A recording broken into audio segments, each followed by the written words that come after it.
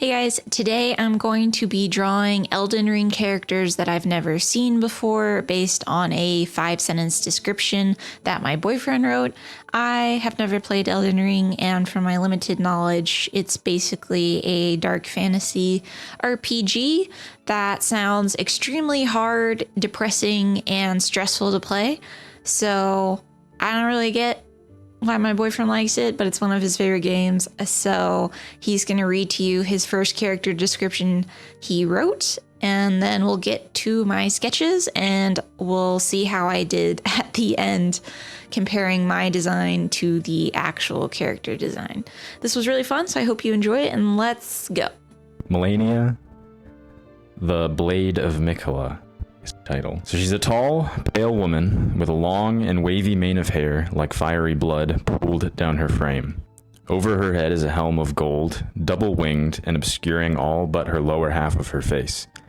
Both her legs and her right arm, her sword arm, are worn-out old gold prosthetics with a long and curved golden blade affixed to her prosthetic arm. She wears a red cloak thrown back over her shoulder, deep red with pale fur around the collar.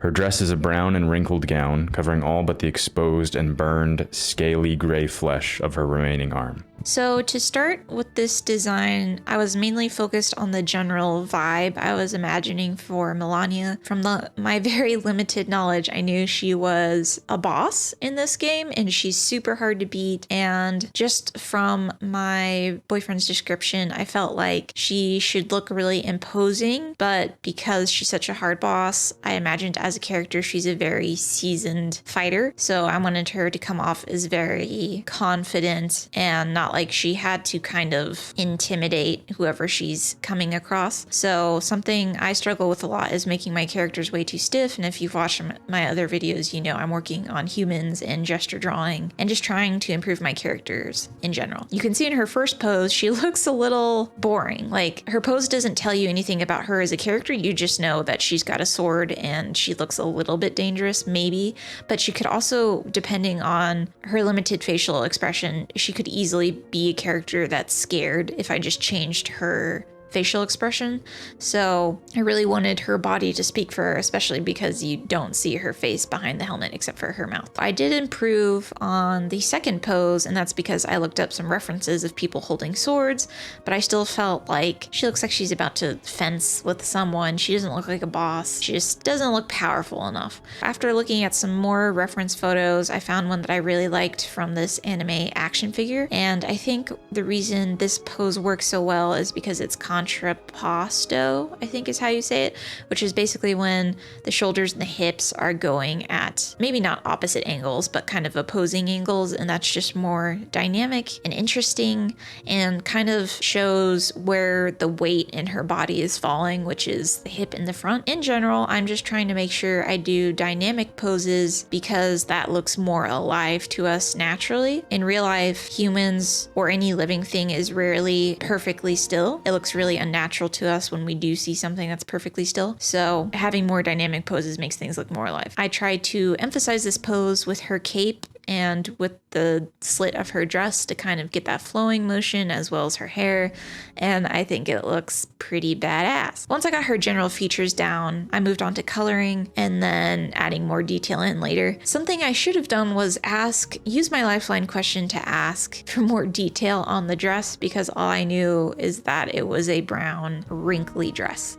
So I kind of just drew like a burlap sack for a dress, and that's probably the weakest part of this design, but I did try and think of if she was fighting a lot, it'd probably be good for mobility purposes for there to be a slit in the dress, for her to have her sleeves off, because the description mentioned that you could see her burned flesh on one arm. And then I thought, since her character design involves a lot of metallic or metal prosthetics, you would probably want to see that in her design. So that was my thought process for her outfit. I don't love it. I think it's a little weird to have a cloak with a sleeveless dress. So we'll see what she looks like in the actual game. Her helmet came to me really easily, and I was kind of going for Valkyrie, which is like, I think the female fighters, mythical fighters in Viking mythology. As far as her sword arm, I just looked up some swords from around the world, and there's an Ethiopian sword called a shotel, and I just liked it because it was curved, like the description, and honestly, I haven't seen any characters with that kind of sword before. I think it works, but we'll see if that's what her actual weapon looks like. And then as far as her prosthetics, it did take me a few tries to figure out what kind of mechanics were gonna go into it, and then kind of based it off of Edward Elric from Full Metal Alchemist. I really like how they did his prosthetics. However, I think he's got toes in his, so I chose to do more of like a medieval armor foot,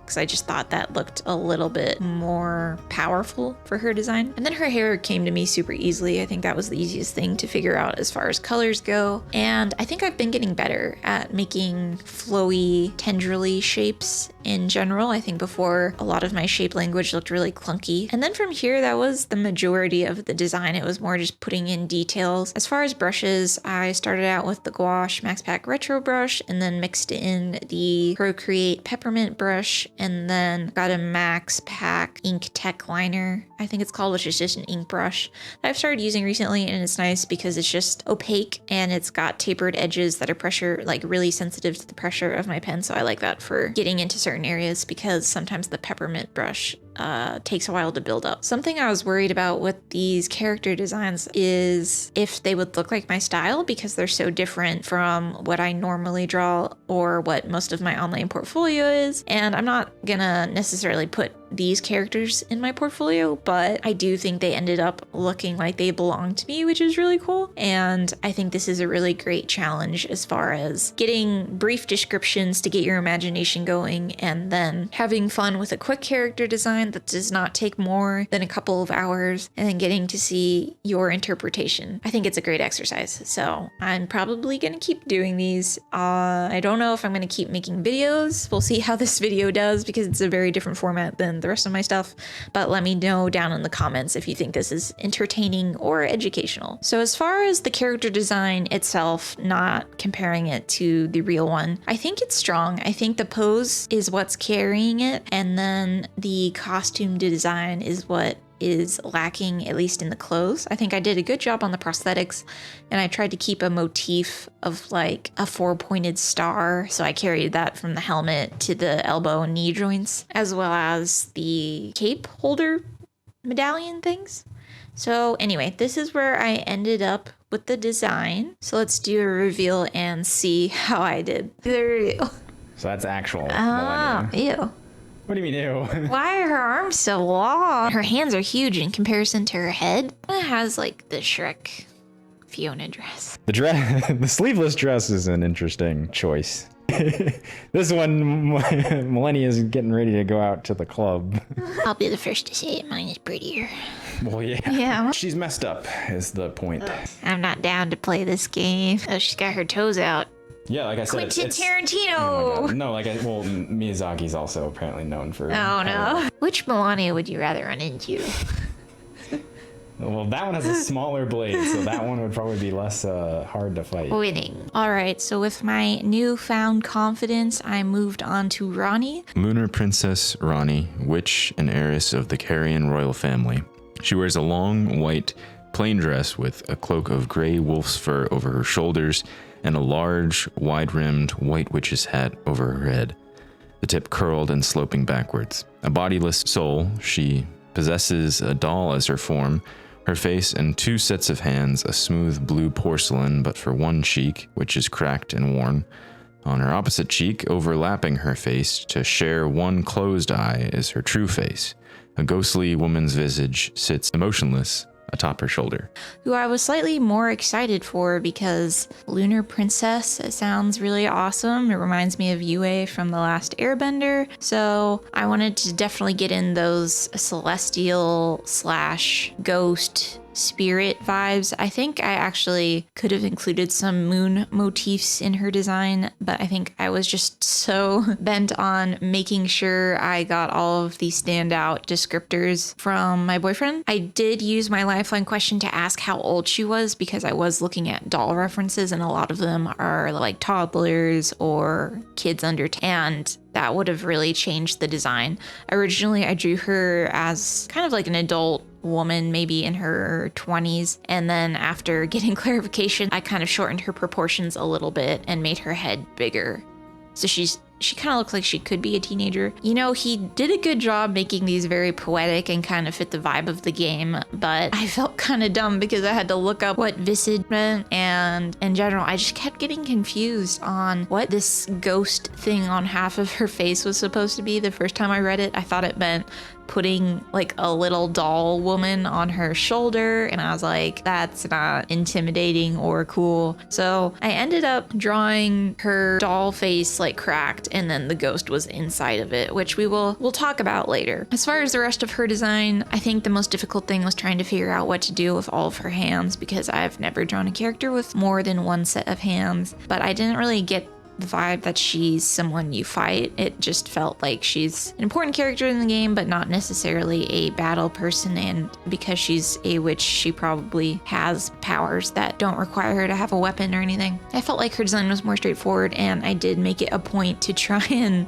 get some good inspiration for her outfit, since those are usually things I struggle with more. So I kind of wanted to do a lacy see-through gown, and because she was royal, I wanted to make sure it was clean and white and pretty. So her design did end up coming together a little bit faster than Melania's. And like I said, I'm not trying to make portfolio pieces, I'm just trying to quickly get down character ideas for practice. I think I could have done something more interesting with her hands, but I did feel like having one pair clasped made sense to me, but then the other one I really didn't know what to make her do. So I kind of went for a more symmetrical design. And then for the glass face, I really wanted to push the doll aspect, so giving her an eye that doesn't look like it can flex and is kind of wide open, and then giving her a smaller, rounder mouth, kind of like it's been painted on, and then her blush as well. And then just using really hard, opaque highlights to get across the material of the porcelain. And I did give her a smiling face because I feel like most dolls look like they're happy to see you. But I was getting confused because the description said she had basically no expression on the ghost side. So overall, I think this was a really hard character to describe. And I did the best I could with the information I was given.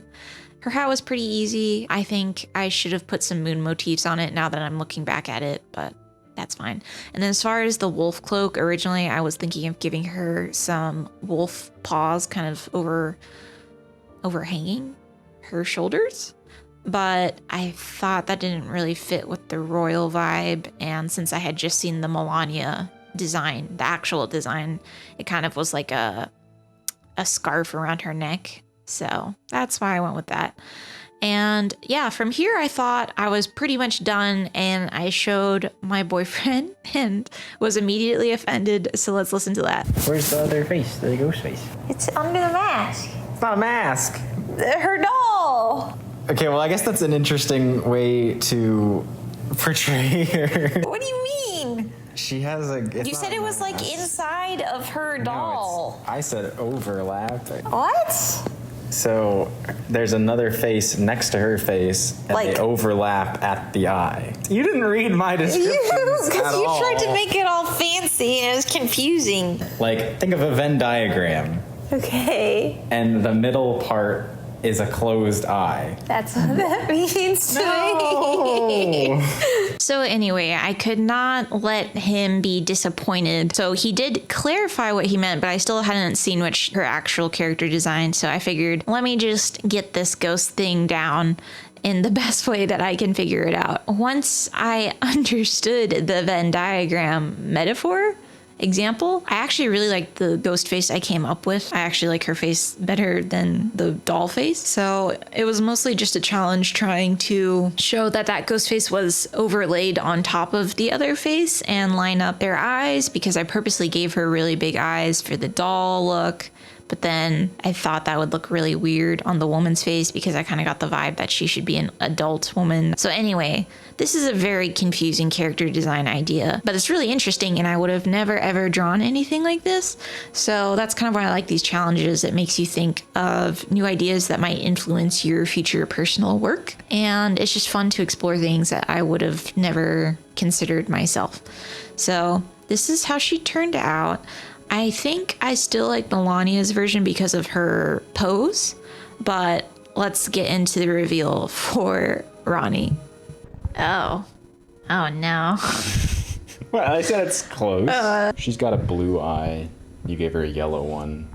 She did have a blue eye to start, but I thought that was boring, so that was more of just my preference. And she's got blue Her hair. hat is way bigger than I she's thought got a you really said. huge hat. I said wide. You said, I don't know if I really. You didn't explain. What are these? Does she have dreads? No, that's the. Oh, that's the cloak. Yeah, that's Okay. the edge of the. She's wearing like a robe, like a bathrobe. Yeah, you can see the overlapping faces that you. Yeah, the Venn diagram of understand. faces. I guess mine is the Spirit Halloween. She's a little more sophisticated, I guess. Cool. Yeah, I mean, this makes more sense now that her hat is a big ass hat that makes big Really as half of her huge. body. Yeah. Oh, well. That one's on you. Good job on the ghost lady once I got clarification. Otherwise, I'd say I did a good job. Agreed. So what do you give it out of 10? Yours? Yes, based on your lack of certain descriptors that led me down a path. I'd say it's on closeness. It's an 8 out of 10. It's pretty close. Okay, and then the other one? Your Melania, I would say, is like a 6 or 7. Wow. In terms of closeness. Alright guys, so those are my 2 designs from Elden Ring, Melania and Ronnie. I hope you guys enjoyed this video and let me know if you have any other suggestions for characters from other movies, books, video games, or TV shows. I'm down to do humans, creatures, animals, anything like that. So let me know down in the comments if you like this video and I'll talk to you guys next time. Bye!